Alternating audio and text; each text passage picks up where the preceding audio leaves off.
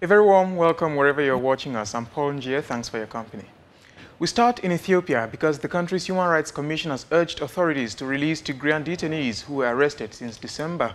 Members of this human rights watchdog were appointed by the government, but the body says the detention of the 9,000 Tigrayans is illegal. Nadine has the details. The Ethiopian government's appointed human rights watchdog has called for the immediate release of thousands of Tigrayans who are being held in 2 detention camps in the northeastern region of Afar. The Ethiopian Human Rights Commission has described their detention as illegal. It says around 9,000 Tigrayans have been held since December last year. They were from areas bordering Tigray where there has been a civil war. The Addis Ababa government has said the detainees were being held for their own safety and also to allow screening to find criminals, including people linked to the fighting.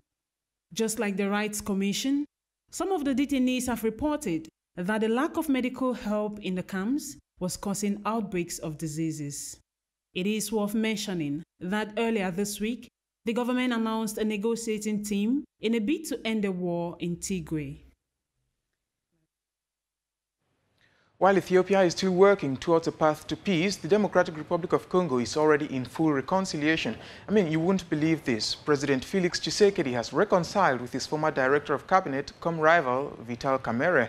This was after KAMERHE was acquitted of a 20-year jail sentence hanging over him for alleged corruption and embezzlement. Bibiana reports. It has been 2 years since justice put the two apart. Vital KAMERHE, the former director of cabinet to President Felix TSHISEKEDI, who had been put away on charges of embezzlement, has finally been acquitted and all charges dropped.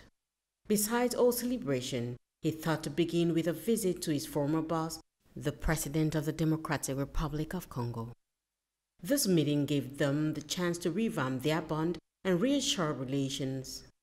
The President of the L'Union Nationale pour le Congo, l'UNC, stood the chance of spending over 20 years in jail after being accused of having misappropriated funds meant for the construction of some police structures.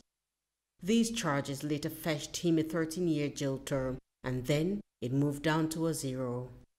His acquittal has been a great celebration to his family and friends, who were particularly happy to once more have him in their midst.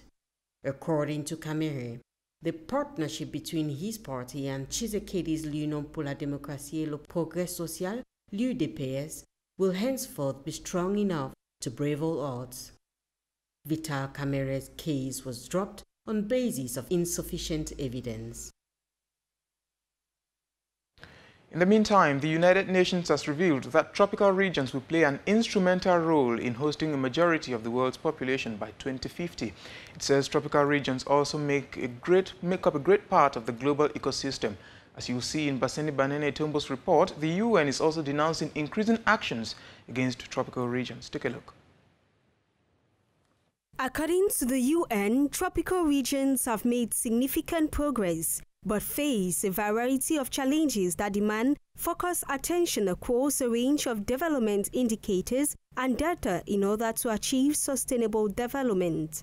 This region, which is characterized by the prevalence of rainfall and thick forests, is, as the days go by, facing several challenges such as climate change, deforestation, logging, urbanization, and demographic changes, all influenced by the increasing number of the world's population and human activities. Experts recommend to ensure sustainable environment and fight against devastating climate change, reforestation must be key. So countries of the tropics, including Cameroon, are facing a litany of challenges, amongst which is climate change. One of the strategies is to encourage afforestation and large ecosystem restoration schemes whereby trees are planted in degraded ecosystems to restore them and put them to acceptable functional levels. Countries of this region need to also put in place environmentally friendly agricultural models such as forest garden and agroforestry. This system of agriculture efficiently manages the environment. According to the UN, by 2050, these tropical regions will host most of the world's population and 2/3 of its children, urging governments in tropical nations to step up efforts to safeguard the world's ecosystem. Baseni Banene Etombo reporting there. In other news, the Islamic Development Bank has approved financing for Cameroon worth 52 billion francs CFA. The funds are meant to boost the country's rice production. The decision to disburse the funds was taken during the bank's 47th annual meeting of the Board of Governors. Valerie Monano has the rest of that story.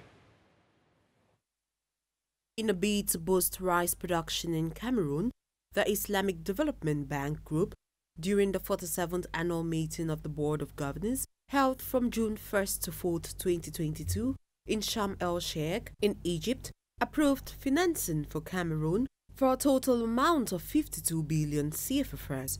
This funding is intended for the Rice Value Chain Development Program to boost local production of rice and thus reduce massive imports that affect foreign exchange reserves. Rice and frozen fish are the main imported food products into Cameroon. For the first half of 2022, rice alone accounted for 5% of Cameroon's total import, estimated at 1,824 billion CFA for a total of 5.07 million tons. So, in order to meet the ever-increasing local demand and faced with local production that generally accounts for around 100 tons each year and boosted to 400,000 tons this 2022, custom duties and port charges, amongst others, should be looked into, as world and sea freight rates are quite high. Clearly, in addition to reducing the country's foreign exchange reserves and widening the trade deficit, the announced rice imports will not provide direct tax duty revenue to the Treasury, as these imports intended to supply the local market are often subject to fraudulent re-exports to neighboring countries through informal channels. In 2019, the National Institute of Statistics estimated that 87 billion CFA francs worth of rice shipments was fraudulently re-exported to Cameroon's neighboring countries. If you're just tuning in, you're watching Newsroom right here on Dash News. Crime investigators from about 100 countries in the world will converge on Yaoundé, Cameroon for the 7th Global Conference of the International Institute of Certified Forensic Investigation Professionals. The high-level conference, to hold from the 19th to the 22nd of July this year, will showcase the role of forensics in battling financial crimes, terrorism and corruption. Peter Nsosia reports. Mobile phones and computers have become important working tools in the finance, security, and marketing fields. As efficient as these tools are, they are also catalysts for corruption, cyber terrorism, and financial crimes. To counter these growing threats, forensic investigation skills are key.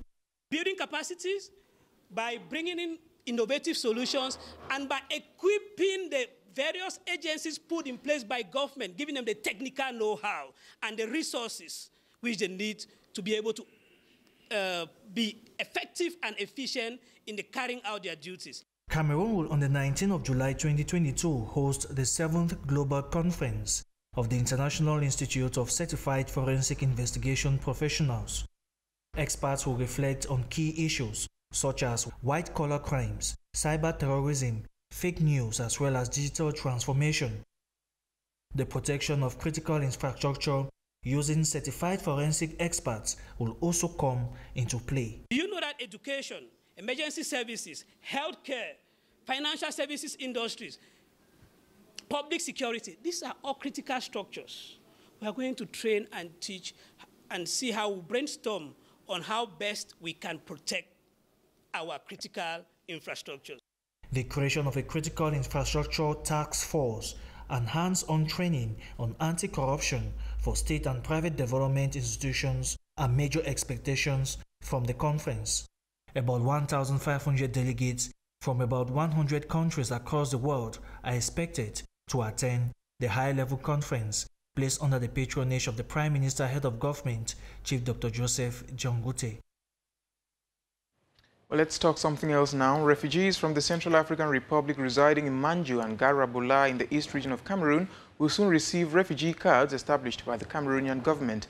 This follows an agreement between authorities and the UNHCR. Take a look now at how the procedure is and the different ministries involved. A total of 6,000 refugees from the Central African Republic will be identified for the production of their cards. Cameroonian authorities say these identification cards will enable them benefit from public services and gain access to businesses. Several ministries are involved in the process, which mostly concerns refugees living in the East region. The Ministry of the Economy, Planning and Regional Development is responsible for the technical coordination of the operation, while the UNHCR verifies the status of the refugees. The Ministry of External Relations, for its part, conducts the interviews and issues refugee certificates. Meanwhile, the Delegate for National Security performs biometric enrollment and issues receipts. The first stage of enrollment took place from June 25th to 29th this year. The World Bank is financing the pilot phase of the project with 40 million francs CFA. The operation will later be extended to the Adamawa, North and Far North regions where thousands of refugees live. A total cost of around 800 million francs CFA has been earmarked for the entire project. By this move, the state is assuming its responsibility of identifying the refugees on its soil, something which has been done by the UNHCR up until now.